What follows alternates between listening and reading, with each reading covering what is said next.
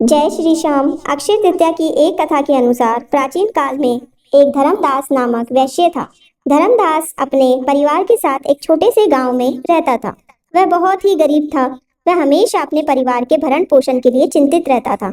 उसके परिवार में कई सदस्य थे। धर्मदास बहुत धार्मिक प्रवृत्ति का व्यक्ति था।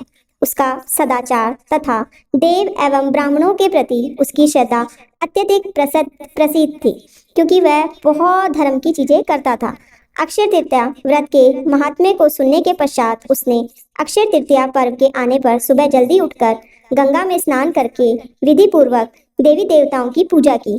व्रत के दिन सामर्थ्य अनुसार जल से भरे घड़े, पंखे, जौ, सत्तू, चावल, नमक, गेहूं, गुड़, घी, दही, सोना तथा वस्त्र आदि वस्तुएं भगवान के चरणों में रखकर ब्राह्मणों को अर्पित करी।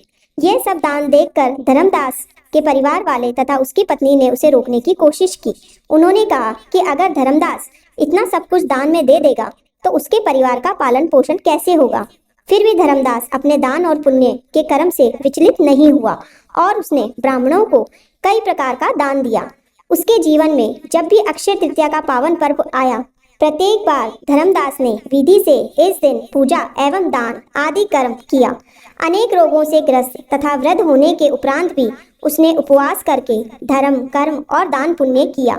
यही वैश्य दूसरे अगले जन्म में कुशावती राजा हुआ।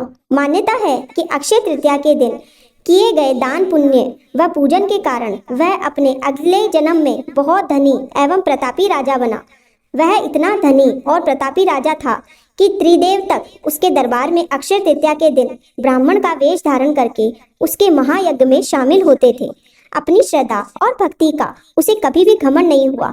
वह प्रतापी राजा महान एवं वैभवशाली होने के बावजूद भी धर्म मार्ग से कभी विचलित नहीं हुआ।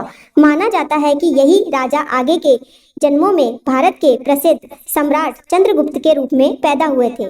जैसे भगवान ने धर्मदास पर अपनी कृपा की, वैसे ही जो भी व्यक्ति इस अक्षय तृतीया की कथा का महत्व को जानता है और विधि विधान से पूजा एवं दान आदि करता है, उसे अक्षय पुण्य एवं यश की प्राप्ति होती है और उसके घर के अन्न धन के भंडार भरे रहते हैं और